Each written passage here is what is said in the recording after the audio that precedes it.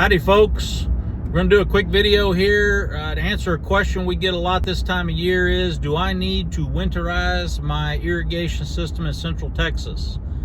And there are a couple of preparation items you need to do to get ready.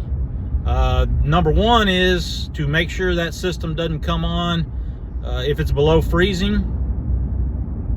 Makes a heck of an ice storm and a heck of a mess on the sidewalks and any parking areas. You kind of have a slip and slide around. So one is probably the most obvious. Make sure it doesn't come on. If you have a rain freeze sensor, that freeze sensor will catch it if it's below about 40 degrees.